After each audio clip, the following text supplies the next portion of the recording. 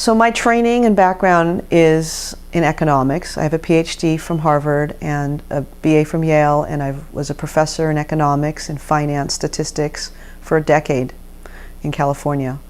And I decided that economics didn't offer the framework for helping individuals to have a relationship to money that was going to be to cultivate well-being.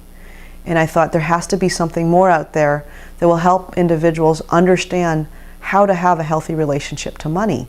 If we stay in this current system, we're going to continually meet with crisis after crisis. This, because right now the excesses of, let's say, selfishness and greed and fear are creating extreme instability, extreme winners and losers, and that's only going to lead to continual separation and continual ups and downs. And no one, even the richest people in the world, cannot have well-being when the world is marked by this level of disparity and this level of instability and this level of fear and anxiety.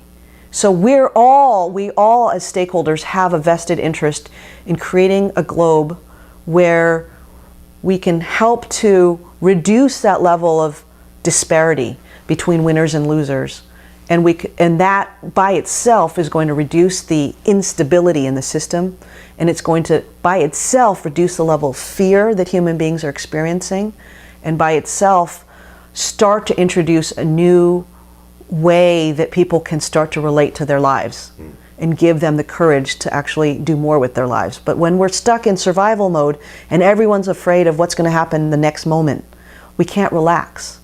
And everyone's suffering because of it. This framework, which I call the prosperity architecture, is a very powerful new technology that we now have to cultivate well-being and healthy relationship to money quickly.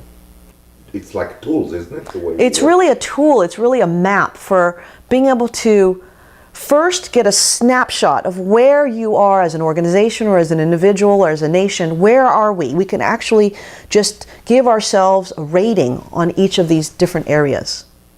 And then we can start to say, okay, so where are our weaknesses and where are our strengths? So it's a technology for quick self-assessment, organizational assessment. And then from there, it maps out how we want to move to the highest levels in each of these areas.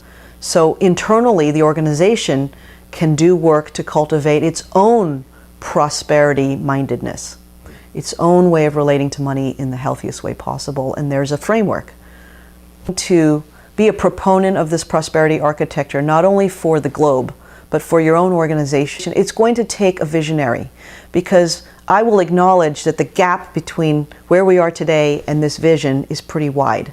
And so, and it's a little bit radical in a way to say, you know, we need to be, as a nation and as a universe, as a world, helping the worst off to be better off. It's, you know, we're mostly caught in our local self-interest, which is like, as long as my bank's doing okay, or as long as I'm doing okay, then I don't have to worry about what else is going on.